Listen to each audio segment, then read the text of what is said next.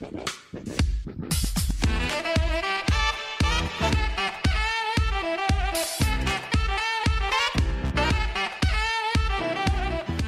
everyone and welcome back to the last of the Super Rugby Podcast World Cup Final podcast. Absolute mouthful. But we've got to sell ourselves for a start. With your hosts, Toby Harris and Damien Warren. I'm good, eh? Honestly, you keep us on the straight and narrow. You stay with me, I'll keep you safe, Damo. We've got to sell ourselves though, don't we, Tobes? We do. Now, the important thing is, if you've been listening to us on the Rugby World Cup podcast, you need to make your way over to the Super Rugby podcast. Oh, yeah. And subscribe to that one. If you've been listening to our podcast over the last few weeks or for weeks and weeks and you haven't pressed that subscribe button, please do, because anything we create will come straight to your front door. Or maybe not the front door, but it'll slide into those DMs, as the youth would say. Is it sad that it's come to the end of the World Cup? No. I think it was sad that when New Zealand lost. Yes, I agree. And for those that didn't know, we weren't here last week, and it wasn't because Toby had moved to a new country, but he was in another country on a hockey tour, so we couldn't bring you the show. But this week, we've got some fantastic things to talk about. Obviously, the final of arguably all finals if you're underdog supporter. We are going to talk over the third and fourth place playoff, which was actually a pretty good game. Yeah. And we are going to go over listeners' questions. We've got a number of those. And we're going to go over the news. And there's some massive news. Oh, there's some including huge Saracens. News. Yeah. Should we talk about the Saracens now? Well, shall we plug ourselves first? Plug ourselves first. Okay. So how do they get hold of us, Tobes? They can get hold of us on the Gmail, so the Super Rugby Podcast at gmail.com. Twitter is at Super Rugby Pod. And the Facebook is, I'm pretty sure, the Super Rugby Podcast on the Facebook. I'm such a technophobe, I suck. Saracens, big news about Saracens. Huge. They've been fined 5.3, I think, million. 5.3. Might be 5.6, but what's give or take 0.6 million between friends for paying, I think, 8 players over the salary cap. Oh, really? I heard Billy Vunapola's name. Yeah, Marco Vunapola's name. Yeah. Farrell's name. Yes. So, and they've been deducted 35 points. 35. So they're going to get relegated. If they win every game, there is a chance. I mean, I think there is a chance that they could if another team does really badly and they win. Yeah, but how many teams get relegated? Great question. I think it's just one, mate. Is it just one? I think it's just one.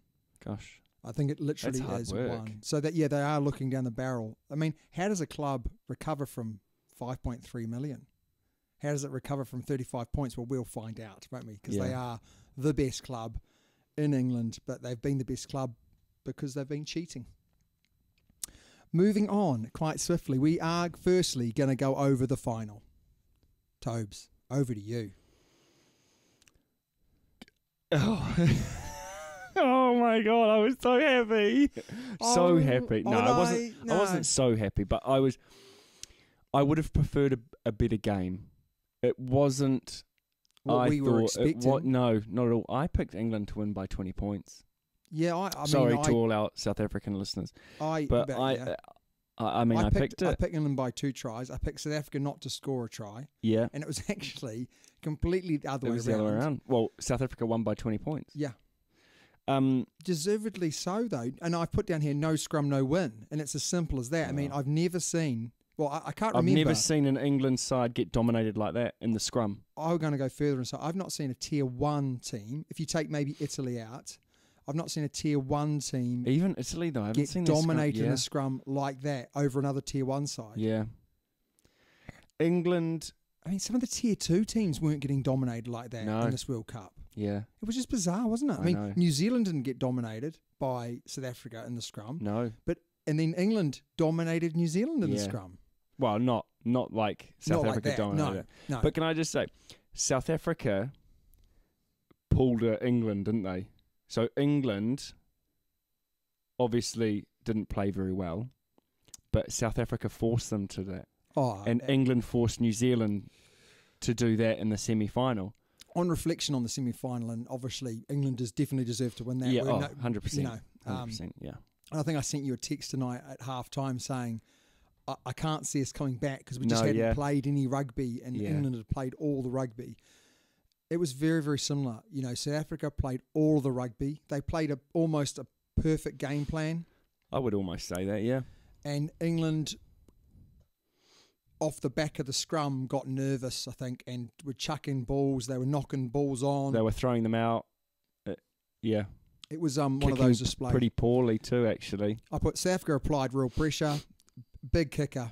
Pollard was fantastic in this match. Not just kicking off the tee. He was fantastic kicking in hand and controlling the game. England did not seem to have a game plan. And I kind of think England's game plan was to muscle them up front and prove that they are a team that can't get bullied. You can't do that against South Africa, can you? They played into South Africa's hands a little bit. Easy. 2 great tries by South Africa. The bus was late for England. And that was really interesting to me because why was Eddie Jones' preparation is absolutely, you know, the best out of any coach in the world. Yeah, but I'm sorry. If you're a professional team or athlete and the bus is a little bit late... Half an hour, mate. That's not that much, though, is it? I think it's massive. Do you think so? I think you're nervous going into a game. But I don't think it would have made that much of a difference. No. I'm not saying that. But I'm just surprised. I almost think he did it on purpose. Now, this is like completely... That's conspiracy, mate. Potentially England... Eddie Jones was like, I'm going to make the bus late so I get all the nerves out of the players. But I don't know. It's just seemed very, very odd in a World Cup final. Your bus is late. Yeah. I mean, that's almost like schoolboy rugby. I know, that's what I mean. But you know schoolboy rugby, you turn up late, you are on the hop. Yeah. You feel everything is out. You know, the key to performing is preparation and getting that preparation wrong. Maybe it was another South African trick, you know. You know, in the 95 World Cup. Put a bit of poison in that stew. Let's go and slash the boys' tyres. They thoroughly deserved it, mate. Yeah, but it was a bit like the 2007 World Cup final. I think the difference between that one and this one was that South Africa went into that final as underdogs. And they went into the 2007 as huge favourites. Yeah. In fact, they beaten England in the pool round by 36 points. So... I think it might have been 36-12 or something like that. Right. So they dominated them. And then it was a very, very tight game. Will Eddie stay? Yeah. For how long? Another 4 years? Imagine working with Eddie Jones for another 4 years. I'm not sure it'll be 4 years. If you've watched that Bright Miracle movie, you'll understand that working with Eddie Jones for 4 years is hard work. Actually, you know what? I don't think he'll stay on. He just changed. Yeah, I've done an absolute U-turn on you. Where will he go? He'll take a year out, and then he'll go to Argentina. Because you know the Aussies are saying, you know, he's the Messiah and he's the man. He might go back to Australia. Nah, because Razzle Dazzler, actually, I've got to give Razzle Dazzler the credit. I read his email, and he was saying that it was really sore when he left Australia the first time. He was blamed for a lot of things about Australian rugby until, like last year, they were still blaming him. Maybe his ego may bring him back there, but I don't think it would be his first place on the list. He's getting paid huge money to stay at England. Maybe he might milk it, but I don't think he's the type of guy that's going to milk it. No, will he go to, I don't know, somewhere like the US of A? Yeah. Japan was being mentioned. You know, a lot of money in Japan. He's a hero in Japan, obviously. So this is an interesting question. Will this be 07 for England? And what I mean by 07 is New Zealand got knocked out in 07 by France in the quarterfinals, mate. They were like, right, that's not going to happen to us again. Yeah, they've got a young enough group of players for that to potentially be their 07. And then on the flip side of the coin, will this be South Africa's 07? Will they be able to go on and win 2-3 in a row? I would say not, and the only reason why I'm saying that is they've got an interesting issue with Super Rugby and their players going overseas. Yeah, they do, don't they? And I actually think them winning this World Cup was, you know, I think everyone's heard me say I didn't think they were that good. They proved me massively wrong in that final. They proved that a team that absolutely destroyed New Zealand a week before, they literally stopped them from playing. Yeah. And first game of the World Cup was a tight game that could have gone either way. I know New Zealand ended up winning by 10, but it could have been the other way as well. So South Africa, awesome 2 tries, muscled it up in the front, thoroughly deserved the win.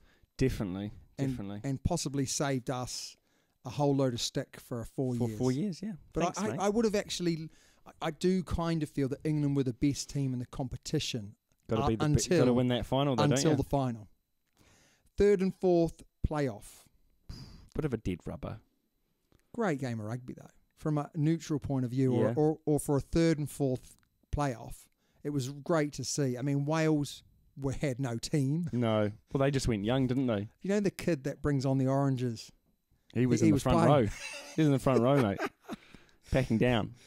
So I don't think it's a real good reflection. I mean, I felt sorry for Warren Gatland being his last game, having to put out a team of that strength against the ABs. I thought the ABs played really well first half. At times, they still had glimpses of, that wasn't that good. Oh, yeah, no, but also on the flip side of the coin. Yeah, that's what I mean. They had glimpses of it, but then on the flip side, they had glimpses of, geez, they're the All Blacks of old. The interesting thing here was this All Blacks team that they put out, if you rewound the clock a year, that was their best All Blacks team. This All Blacks team they put out does not resemble the team that played England. No. So did the coaching staff get the semi-finals team wrong? Yes. I think in hindsight you could easily say that, couldn't you? Ben Smith played fantastic. So did Sonny Bill played fantastic. Ryan Crotty played fantastic. But hindsight's a easy thing, isn't it? And I don't think any of those guys really put their hands up going into that semi-final to say, you've got to pick me. I've only got a year left, and you're going to have to play me because I'm so much better than anyone else. Yeah. Wales and ABs moving forward. What do you think for Wales moving forward? Obviously, Pivot's now coming in. Gatland's going. New Zealand, they're going to have a new coach coming in. When do we find out? Yeah, I think it's sort of December-ish. Right, that's still a while away. So what do you think about them moving forward? I think Wales will be okay. They've got a lot of younger guys. I mean, there's a few older blokes, like Alan Wynne-Jones. He'll be greatly missed. 2 years, mate. He's got 2 years left on his contract, and he's going to stay. He's going to become the most capped player. That's huge. Yeah, huge, isn't it? They've got a good squad for a while. Yeah. I'm not sure how old Parks is. You know, Lee Halfpenny's probably getting on. But they've still got the makings of a very good side. I think George North is on the way out as well. Didn't play that great, did he, in this World Cup? For someone who's dominated that position. Yeah, he has dominated the position, but I think his body's just letting him down now. He's had a few hamstring problems. Concussions as well. The most recent one is a hamstring again. Yeah. So I just don't think... I'm just worried about I think he'll be on the way out. But Gatland's done a great job. Yeah. He's going. Yes. So it really will mean, can they back that up? And if it doesn't work, they can quickly go downhill. ABs moving forward. I'm excited for the ABs. There's been a number of those players who have been holding on for a while. Yeah. You know, Sonny Bill, Kieran Reid. Those are probably your big two. Yeah. And actually them moving on now might open up the chance for the Lamapes of the world, for Ioane, the big boy Ioane, to actually really stamp his mark and say, you got to pick me at 8. Do you think he would have been good in this World Cup? He would. Yeah, I think he would have been, but you can't knock Steve Hansen for not picking him. Oh, no. But he would have been fantastic. I know. And actually, we really needed him. Although I thought Reid played fantastic in the 3rd and 4th. It was the best game he played for quite a long time. So fair play to him. Anywhere. Anyway, up next, we're going to go over our listeners' questions, Tobe. Alrighty. And I think we've got 4. Rich pickings. Gosh, we're so popular. Righto, so our first question, Damien, is from... I'm looking forward to this. Richard Simmons. From Dorset. That was my line. Oh, sorry. So it's from Dorset. Yeah? Oh, is he from Dorset? Yeah. So his... actually... shall I read the whole message? Because it's quite nice, isn't it? Yeah. Hi, guys. Just want to say a massive thank you for your wonderful podcast, which you put out each week. Wonderful podcast. Yeah, nice guy, isn't he? Nice guy. Cheers, Richard. How much you pay him? Cheers, Dick. Cheers, Richard. You can't say No. that. Sorry, I Richard. would hate to be called Richard just for that. Big dick. Sorry, Richard. Hey, Anyway, moving on. Was the fact that South Africa won the World Cup Final bigger and more important than any other team? I think he's alluding to the fact that South Africa got so many problems in their country that they really do need to unite. I watched a video about a guy driving down a very expensive road in Pretoria, right, that is now filled with sort of third world camps. Really? So you've taken an economy that was very strong a few years ago and is now on its knees. Being depleted. Mm. Yeah, it was.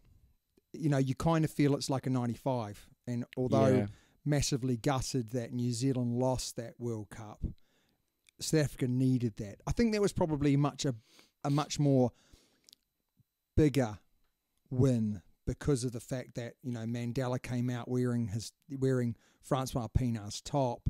It really did bring a country together. And interesting enough that when Francois Pienaar walks anywhere in South Africa and anyone sees him from the black community, they actually say captain.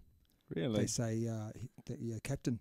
Still call him captain rather than Francois or Mr. Pienaar. That's quite massive. Think what is going to happen for Khaleesi, who has come from very humble beginnings. He has, and has done an awesome job. And I think anyone that's possibly questioned the quota system in South Africa and saying it's been a bad thing. You look at most of their good players now. Yeah, are the black guys. Yeah. You know, wow. They're 13, both wings. Yeah. Khaleesi, the Beast. I mean, he was awesome in the final. He was fantastic, wasn't he? And there's a couple of other props as well. Yeah. So, you know, it's the been hooker as well. Yeah. And, you know, hooker, Malcolm Marx couldn't even get a start, could he? I mean, how good is that? I mean, he came on Marx reasonably early in the final, but... Yeah. Awesome. Oh my what a God. bench to have. And that's maybe where they really won it. You know, they brought on their second front row, you know, as it kits off. Yeah. And I was thinking... And this was at a scrum as well. Yeah. And they absolutely killed them. But when they brought them on, I was like, what are you doing? You're absolutely dominating England. Do not change anything. No. But he had the guts to do it. And they both played 40 minutes. Yeah. You know, that might be where teams potentially need to go and say, actually, we're going to not play our props 60 and 20. We're going to play 40 and 40. You know, and they can flog themselves. So, yeah, for me, it was a massive win for South Africa, for the country. And, you know, seeing Brian Habana crying on TV because he knew what it meant for the kids at home, for not just the whole country, people being together and celebrating something that they can all be part of. I thought it was pretty awesome. I'm glad it wasn't us again that had to take it on the chin. Because I think 2007, again, was a great win, but things were pretty stable then. Yeah, it wasn't as big, was it? Yeah. Next question. Toby and Damien. Damien spelt wrong. Do you notice Toby's that? first, which is good. Toby's first. I've seen that, yeah. Damien spelt with an A. Not impressed. Colin Butcher from Teddington, London. Teddington? That's not a place. He's posh, eh? That's not a place, is it? Teddington's very posh. Is it really? Yeah, very, very posh. Colin, send me something. Hello, Colin. A cup of tea, please, mate. I'd happily stay in your mansion. Really enjoy your podcast, so thanks for making it. Over this World Cup, we've seen some wonderful performances by a lot of Tier 2 sides. Yeah. How would you go about introducing Tier 2 teams into Tier 1 tournaments? It seems crazy that Japan, Fiji, Tonga and Samoa don't get regular games, not to mention the USA and Canada, who could be powerhouses of the future if they were given the chance. USA and Canada could definitely be powerhouses. USA, I think. Well, their new Major League Rugby. Ma'anonu's going there, did you know? Yeah, Ma'anonu. The big fella from France, what's his name? Oh, Bistro or whatever. They just got the big boys, eh? I think more will go as well. You know, but you've got to be like at the end of your career. Yes. You know, when they go to France, they're nearing the end of their career. And then they go to the US and they're right at the end. Some people have said, you actually mentioned Eddie Jones going there. potentially. Yeah, so it really matters about whether that takes off Yeah. in the USA, which if it does, they've got to do something about it. But we're not answering his question. No. I think with the likes of Japan now, I think it will be easier for them to get regular games against Tier 1 countries. I mean, they are now Tier 1, aren't they? No. Have they not been categorised as Tier 1 nation? You're only categorised as Tier 1 if you are in the Six Nations or in the Rugby Championship. So I have heard that they may be being invited to join the Six Nations, but I think that's a massive load of rubbish. The Six Nations are well known for keeping closed doors, closed ranks. They're the reason why. Could we put them in the Rugby Championship? I would love to see them in the Rugby Championship. That would be great, and it would make a lot more sense to put them in the Rugby Championship. They already play in the Super Rugby competition. Yeah, that's well, yeah. Too soon, mate. Too soon. But I think they need to be in there. You know, the more that Tier 2 countries play in a Tier 1 competition, the better they get. And that's the only way they're really going to improve. Well, there has been the idea of the Champions League or the Champions Cup. Yeah. Okay. I'm actually going to go one further. Ollie Mantle, a good friend of mine, had said a great idea. He said that in the World Cup, what should happen is there should be the top 8 teams. Mate, I've already told you that. I've already said this to you. Have you? Yeah. There's a cup final and a plate final. They do it in the sevens. Yeah, absolutely. That's what should happen. Yeah. And then the top 4 teams from the plate competition will make it into the Champions Cup. Yeah. And maybe that could be played every 2 years. You know, if everyone wants to keep their Six Nations and whatever, they can still do that. And rather than having a World Cup, you could have the best, maybe even 10, I'd say 12 teams, mate. I'd say the best 12 teams in the world going through every 4 years and playing in a much more condensed, quicker, maybe even shorter games. Maybe you play them, rather than 80-minute games, you play 60-minute games. Don't like it. Maybe just go Rugby X. No, do not go Rugby X. But you've got to do something, don't you? You've got to do something to help out those Tier 2 countries. And let's be honest, World Rugby make more money. Another competition, you know, you would sell out, wouldn't you? You'd sell out the plate competitions as well. Oh, I agree. So there'd be more games for people to go and see. Yes. They'd make more money. Yep. It gives teams more opportunity to play more games of rugby against the big boys. And then you naturally get the best 12 teams winning out. But then that Rugby Cup, whatever you were saying, rugby, whatever, is that just like the Rugby World Cup? No, so that would be played every year. So it's a competition but then played. Would the Rugby World Cup it wouldn't become as prestigious? No, you just have, you've got a real good point, eh? You've got a real good point. It's a tough one to balance. Often you don't, so I have to give you this. This is a very rare for you. You've actually made a couple of good points tonight. Thank you. But I think very rare. Gosh, you've lost me for words.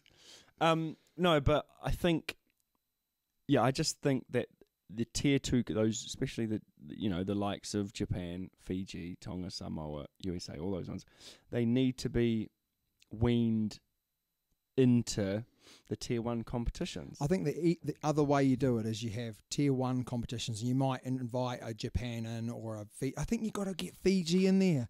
You've got to get Samoa in there. You've got to get Fiji Tonga in there. Fiji were disappointing in this World Cup. Samoa were pretty disappointing as well. Fiji were not disappointing. Fiji were fantastic in this World Cup, and they actually, for the first time, have shown they almost beat Australia, and then they backed it up and almost beat Wales. Now, arguably, there's a little bit of a banana skin in there against, was it Uruguay? Yes. But other than that, they had a great World Cup, and they really showed that I think any of the big teams would have been worried about playing a Fiji, just like any of the big teams would have been worried about playing Japan. Okay, well, maybe if they had 2 years or 3 years running into the World Cup. Correct. Of playing consistent Tier 1 countries, maybe it would have been a different story. Maybe Australia and Wales would have been beaten. Yeah. So, would you agree that possibly every 2 years, we kind of need something anyway? Would you just get the best 12 teams and play them in that competition? I like the idea of it. Yeah. But I think it'll take the whole sting out of the Rugby World Cup. Yeah, I suppose. Damn it. We just need something else in there. What we possibly need is we need some. You need to have the ability to get into the Rugby Championship. Do we have into the Six Nations? Do we have every 2 years a Northern Hemisphere Championship and a Southern Hemisphere Championship, and then the winner of that, then the winner of that go on and play a Hemisphere final? Yeah, maybe, or the likes of even getting that World Club Championship game going would go a long way to bringing people together. Because we have these autumn internationals, and it never really works. They're always at the end of a season, always or the start of a season. Always start of season, and it never really works. So trying to get something, it's great when England comes over to New Zealand every 12 years and they play 3 games. Yeah, and that doesn't seem to happen anymore. No. And New Zealand doesn't go to England and play 3 games. It's always a one-off, isn't it? Yeah. England, Italy, Ireland, or something like that. Yeah, you've got to do something though to get these Tier 1 teams playing against Tier 2 teams far more often. I like the idea of the Southern and Northern Hemisphere. Yeah, definitely. Who would Japan be in the Southern Hemisphere? No, they'll be in the Northern Hemisphere. Japan are in the Northern Hemisphere. So really, it would only be Argentina. Oh, and I suppose you've got Samoa, you've got Samoa, Fiji, Tonga. You've got Uruguay. Yeah, that's a good Paraguay if they want to play. Brazil potentially. That's why we pay you the big bucks here at the Super Rugby Podcast. Yeah. Nothing. Do you want to go and read over the last question? Oh, here we go. Thanks for the podcast, fellas. Really enjoy your humour and insight. My humour, you mean? My insight, you mean? Here goes my question for you. This is by Sam McDonald, by the way, Ronald McDonald's son. As good, eh? Oh, yes. Humour. See? Humour. I'll answer the question and give you the insight. Early in the competition, we saw lots of red and yellow cards being handed out. We did. And we thought there were going to be a lot more, didn't we? I thought all the colours of the rainbow were going to come out with Garcia in the final, but he didn't. No, nothing. Why do you think that the number of red and yellow cards completely fell off in the knockout stages? Do you know what I reckon? I reckon World Rugby got all the referees, they sat them down in chairs all around the room and said, sorry guys, we've got it wrong. Yeah. we don't want red and yellow cards in the quarters, semis and finals. It ruins the game. I also think teams got better. Yeah, definitely. Definitely teams got better. 100%. None of the... Oh, to be fair, Ireland got a red card, didn't they? No, Ireland didn't get a red card. France. Ireland got a red card, but in the pool stages. Yes. Yeah. France got the red card in the quarterfinals, which killed them. Yeah, but it definitely was a red card, wasn't it? 100%. Without question. No. In any game, that would have been a red card. Yeah, I agree. I genuinely feel that, the players got used to it, but I do think that the referees were told in certain areas of the game not to read into the letter of the law.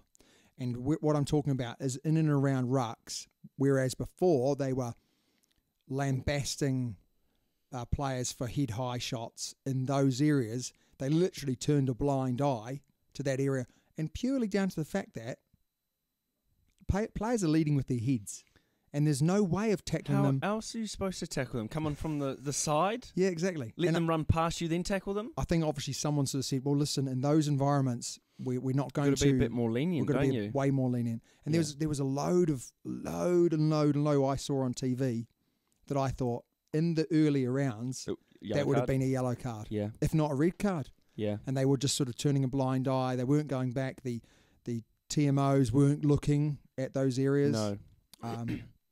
And definitely there was a lot of tackles with no arms in and around the area. They didn't pick any of those up as well, but whereas you also, they were earlier. every now and then you heard the referee going, I'm happy with that.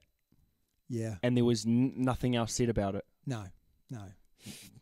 Definitely they were sat down and told, you got to be careful. We're going to kill this World Cup if we keep going the way we're going. Yeah. The players did get better. So, Sam, that's our point of view on the matter. But talking about the referees, I would say, and I will eat my words, thought Jerome did a good job in the final. he was consistently not that great for both teams. That's all you can ask from a referee. Yes, I agree. Consistent. Just be consistent. Be consistently bad. Word of the night. Consistent. I don't think the English supporters were that pleased with him. No. And he is whistle happy. And he was whistle happy. But he was only whistle happy in certain areas of the game. The scrum, unfortunately for England, being one of them. Yeah, true. He wasn't very whistle happy on the offside line. I thought South Africa may have been offside a bit. But he was a bit inconsistent with the holding on. Sometimes there was, 2 seconds, bang, penalty. Yeah, and then you're 5 right. seconds later, no, release now. And you're like, what? Yeah, I do agree with that. Yeah.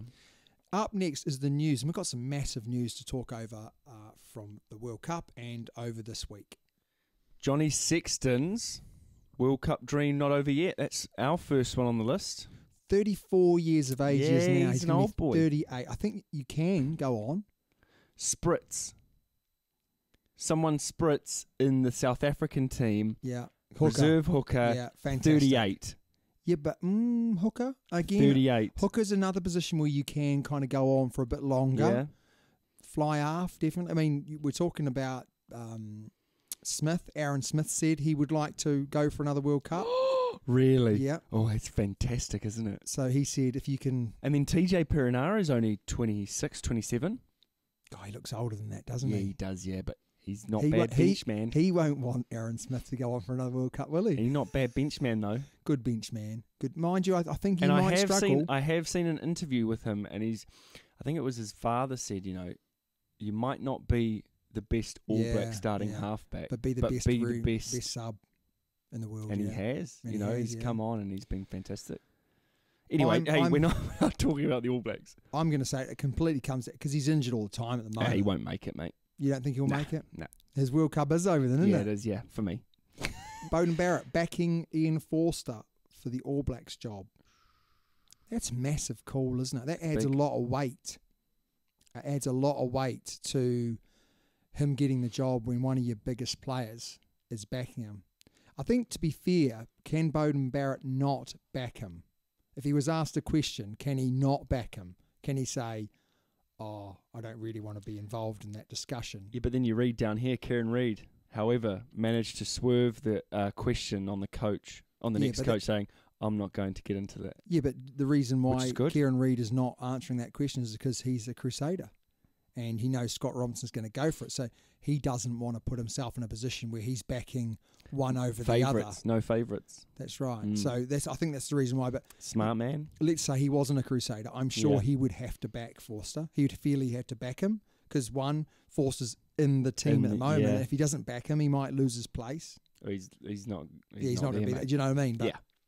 So do I think it's a big thing? Yeah, I do. I actually think the key to whoever's going to get the All Blacks job is who their assistant coaches are. And Tony Brown has been dubbed the new generation Wayne Smith. Tony Brown with his hat. I just want him for the hat, eh? That's quality. Do you know what? If he gets the hat... If he gets the hat... New Zealand... No, if he gets the job, so many New Zealanders are going to buy the hat as well. All I've got to say is I reckon if he gets the job, the All Blacks will have matching hats. Do you know what I mean? Like all the players we're wearing those hats. But he's massive, and he's really... Who's his team? He's going to Otago. Right. He's going to the Highlanders. Is he going to the Highlanders? That Super Rugby contract with the Highlanders, so he's going back to New Zealand. Yeah. He's going where it all began. I believe that Ian Forster has tapped him up to say, would you be my assistant coach if I made the All Blacks job? How do you know So has stuff? Scott Robinson. They've both apparently tapped him up. Imagine Scott Robinson and Tony Brown. That'd be amazing, wouldn't it? That'd be fantastic. They'll be young and they'll be in it for a while. Whoever gets him, I think, will have a huge advantage over the other. But I just really feel quite strongly that Ian Forster shouldn't get it. I think he will, though. That's the problem with some of these New Zealand teams sometimes. Just goes to the next cab off the rank, doesn't it? Well, if you think about last time. Yeah, they feel it worked with Hansen. Yeah, that's what I mean. I don't know Ian Forster. I don't know much about him, but I do know... I've never met him, mate. But I do know that... I've never met him. Wayne Smith did a great job, and then he replaced Wayne Smith. And in my opinion, I think the performances have dropped off a little bit since Wayne Smith's left. Arguably, is that because Wayne Smith is amazing and therefore anyone coming in was going to struggle? I don't know, but very interesting. Next one up, mate, is Augustine, is it P-Shot? P-Shot, yeah. Has not given up on his Nations Champions idea, which we've spoken about already. And so he's the big dog of World Rugby, isn't he? And he's basically said the Six Nation boys need to back it, because that's who didn't back it last time. I think he's got every right. This World Cup has highlighted that this competition must go ahead. Bill Beaumont has said we all must back this competition. Mate, I'll tell you what, Augustine needs to give me a call, okay? Northern Hemisphere, Southern Hemisphere, that's where it's at. That's the new thing. What? He needs to give me a shout as well, because he needs to be thinking about the review system. He needs to tell you to bugger off. Yeah, I think he's absolutely right. He shouldn't give up on that dream. Razzie Erasmus nearly quitting the Springboks job last year. Did you know, Tobois? Did you know? No. That if they had lost against New Zealand and Wellington, he was going to give up. He's never lost 3 games in a row as a coach, and he basically made his mind up. If they lost that game, he was going to give up. Did they win it? I think they won it. Yeah, because we were discussing it, but the draw was this year, so last year I think they won it. Yeah, they won it. So it was a massive turnaround, and that was the moment that he thought, right, well, if we can improve by that much, maybe we can go on. And they went on to have a huge winning run after that. So hey, a good question would be, have the All Blacks ever lost 3 in a row? Have they ever lost 3 games in a row? That is a great question that I do not know the answer to. I can't remember ever. Tane Randall's generation may have lost 3 in a row, mate. They were terrible. They were terrible. They weren't that bad a team, but they lost all the close matches. It was really tough being an All Black supporter back then. The last one, Japan lined up for shock Six Nations invite. Any truth to that? Are they? Well, I wouldn't have a clue, mate. Are they going to replace Italy? Italy are useless, eh? Italy aren't great. The only thing going for Italy is they're close. I mean, that's the big problem with Japan is where would they play? You couldn't expect the teams to go over and play in Japan. It's such miles away for them. You know, it's huge travel for them. No, they just go over the North Pole, mate.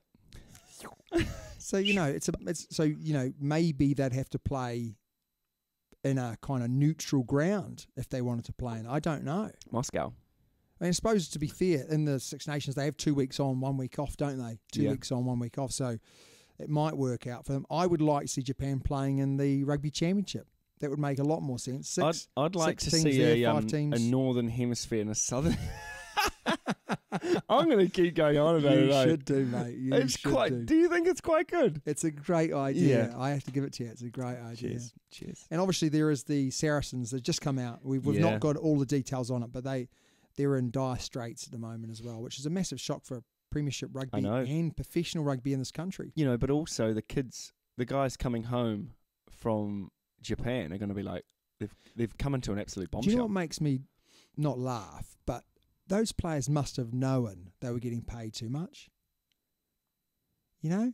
Do you know what I mean? Like, really, they are complicit in cheating.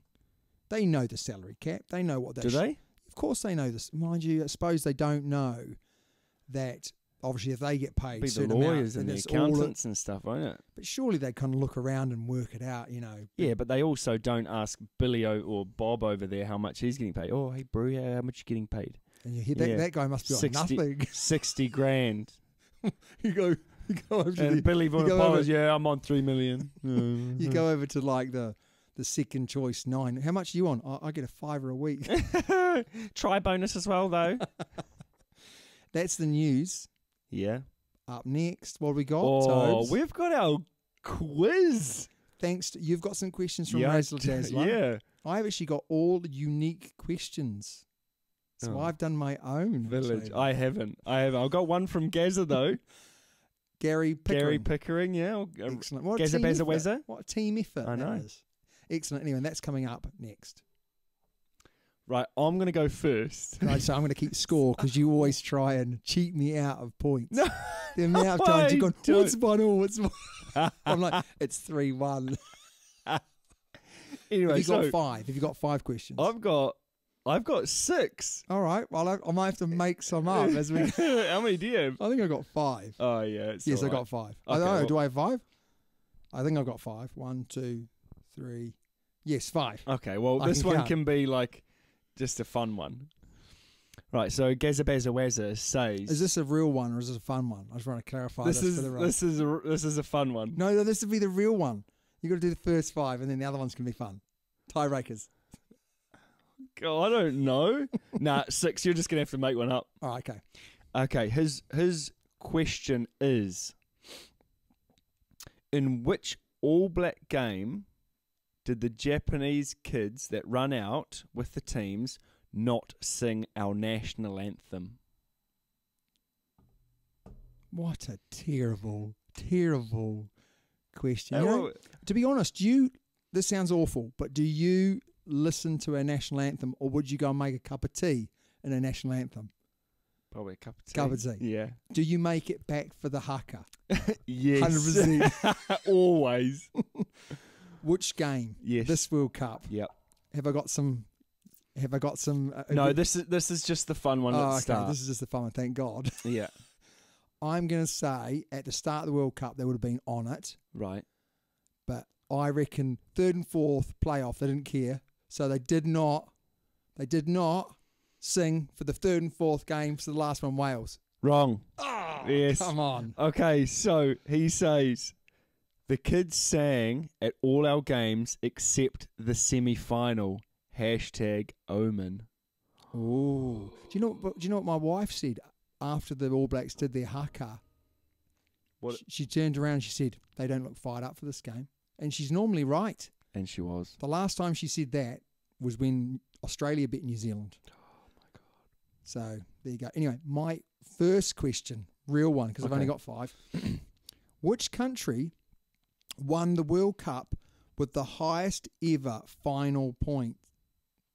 In the final, I wasn't listening. Score. I wasn't listening. I got sick of your voice for a second there. Start again. Basically, I completely mucked it up anyway. Which country won the World Cup with the highest ever final points score of 35?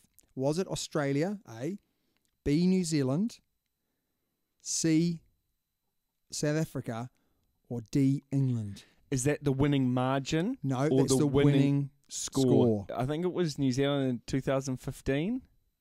Or were we close? I think we sort of blew it out a little bit. I'm just going to go with New Zealand. The answer is Australia. Australia? Yes, Australia. And was that 91 or 99? I don't know, mate. No, I don't know. It's just not good enough. Got this off the internet. Oh, it didn't tell me. Village. Anyway, it's 0-0. It's my first question to come. Go on, hit me. Okay.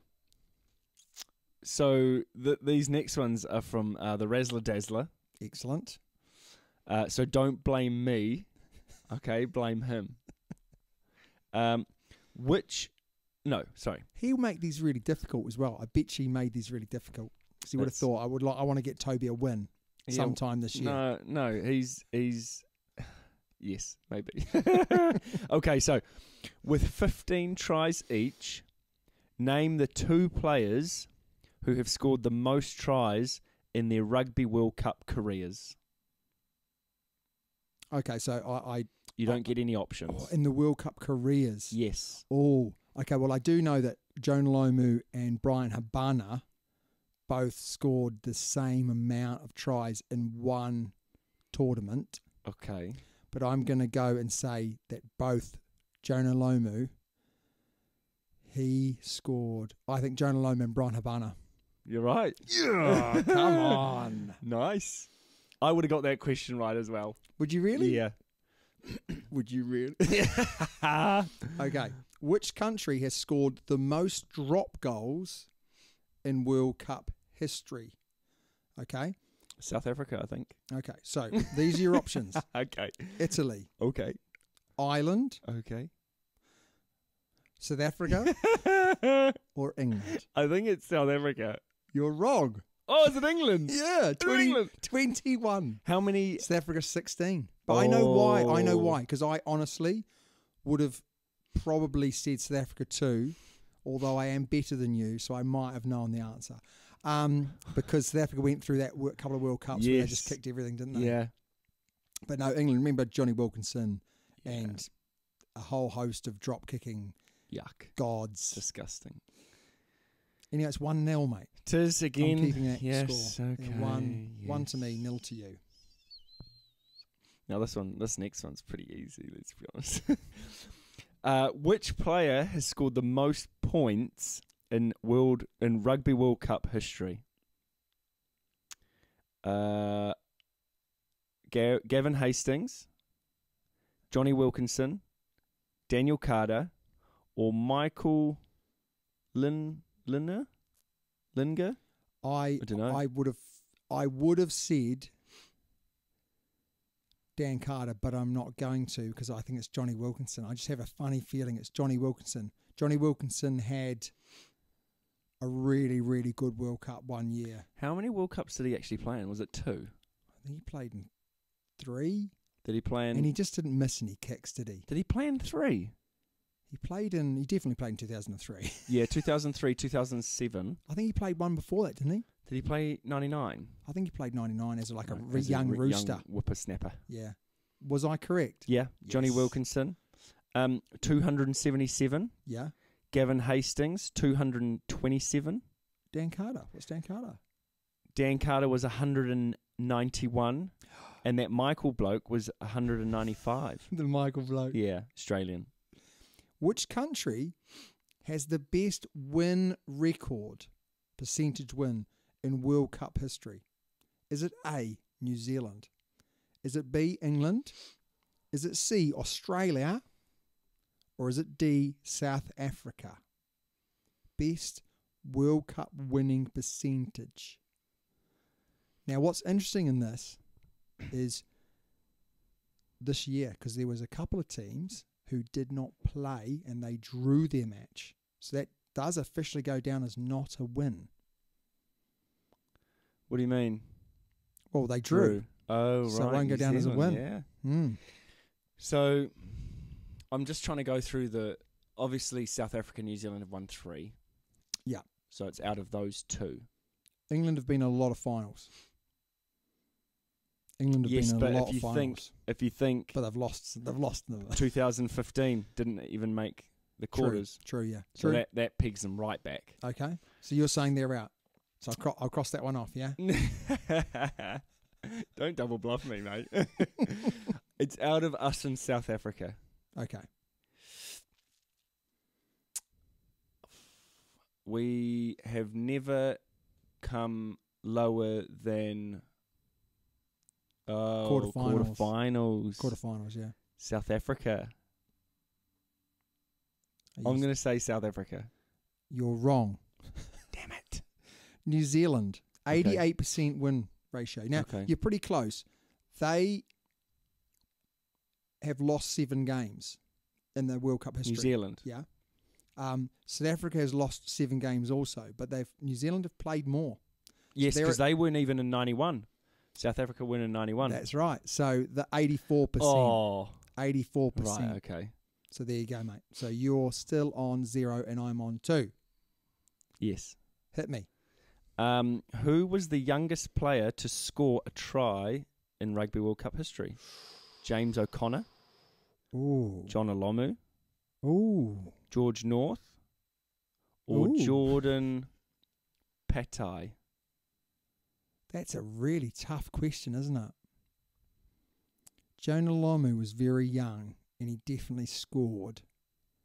James O'Connor, I think, was younger than him. James O'Connor was real young. He was, wasn't he? And who are the other 2? George North and Jordan Patai? I don't know, so I'm not going to say him, even though it could be him. I think he's the bloke who played this year For Australia? For Australia, that real young one with the moustache. Did he score? Yeah. He's the one who we were like, he's good. Yeah. Okay. I'm going to go Jonah Lomu. I just have a funny feeling it might not be, but I'm going to go Jonah Lomu. You're wrong. Damn. James O'Connor? No. Jordan Fatai? No. Oh! George North. Oh, really? 19 years and 166 days. Well, he used to be a great player. I think he still is a good player, to be fair. Swings and roundabouts. Here we go. Which country has scored the most tries in this year's World Cup? Is it A, Wales? Is it B, England? Is it C, New Zealand? Or is it D, South Africa?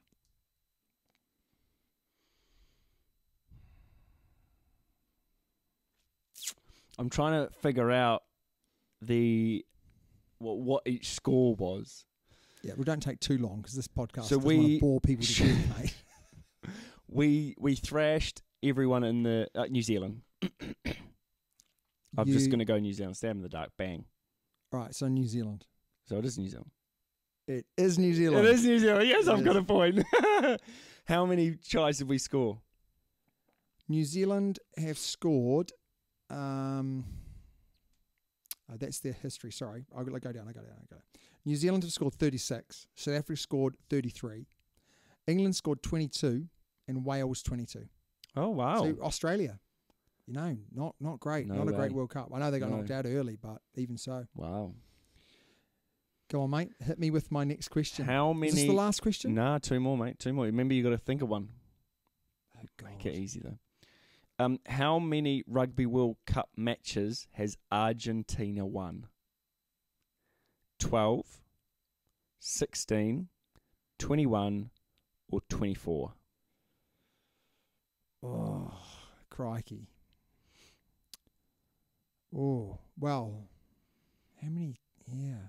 So it's either 21 or 24. That's what I kind of feel looking at that. What was the other one? 16? 16 or 12. Well, you got to think about they got third in the 2007.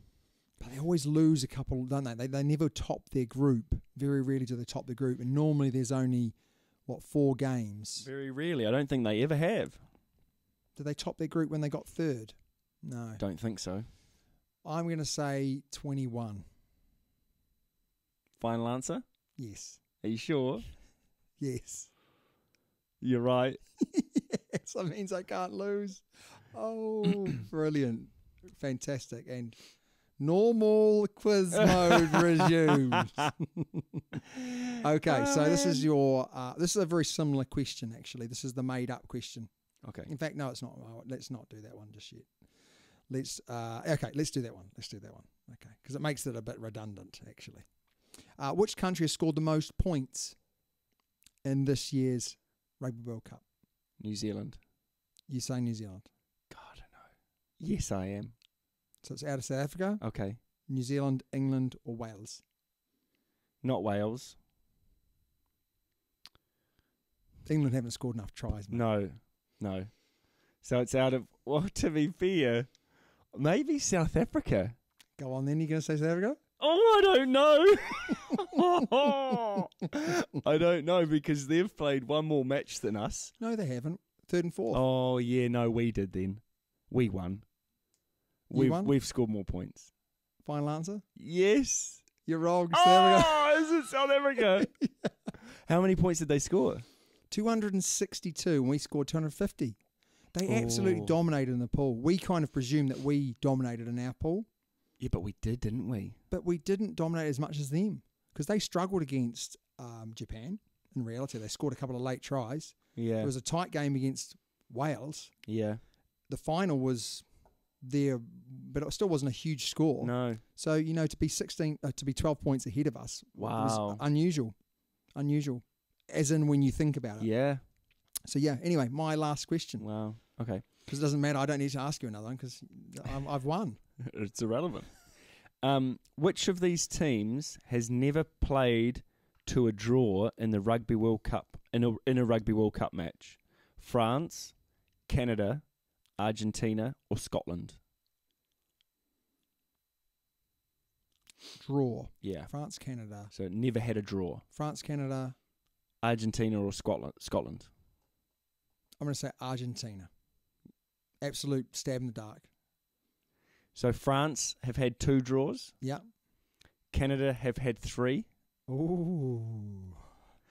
Argentina have had none. Yes. And Scotland have had 1. Yes, come on. Wow. I wonder how many others have had a draw. I got 4 right. And they were pretty simple, really, though. And you've got 1. Yeah, but I could have 2. You could have 2. Yeah. Do you want me to give you just one more? Yeah, go on then. Okay. In World Cup history, Okay. which team has had the most penalties scored? So kicks at goal. Okay, 3-pointers. Okay. Not penalties conceded. Okay. Is it New Zealand, England, Australia, or South Africa? Most kicks, 3-pointers scored. Oh. It won't be New Zealand. Okay. It'll be out of England or South Africa. England or South Africa, okay. Am I right? I'm not going to tell you that. Well, that's rude. No, I will tell you. I'll tell you that it is out of South Africa and England. Okay. Do you know what I've just done? I've just played down if you get it right. It's because I told you. England? You're going to say England? Yeah. Yeah, they've got 147. Yeah. Australia 114. Oh, South Africa 114. And New Zealand 113. So England by an absolute country We're quite mile. close to South Africa, though. Yeah. But you wouldn't have thought that, would no. you? You wouldn't have thought that. Anyway, that is the end of the quiz. Oh, and that is the end. I'm so glad. I'm so glad this is the end of the quiz. And it's the end of this series of podcasts on the World Cup. It's been a real pleasure bringing it to you. Please write us a good review if you've enjoyed it. I agree, please. And send stuff in. Email. Email, yeah. Messages. Kit. Come on, Reza Dazzler. I'm waiting for it. We waited all this time for a ticket to the World Cup final. Nothing. Never came. I'm glad. How dare they? I would have worn green. You know, Mr. Rugby World Cup, the guy that said the ball signed. Yeah. He said the ball signed again, right, by Khaleesi. He Wow. went to the players, you know, the World Player of the Year thing. Yeah, he had photos taken. And I messaged him. Was he fan of the year? He's fan of the year, isn't he? Yes. Fan of Rugby World Cup. Yeah. Been to every Rugby World Cup final, got signed. Really? Yeah, he's been to every. He's got the player, the captain of every World Cup winning team to sign his ball. Quality. And he's continued that. How old is he? He's not that old, mate.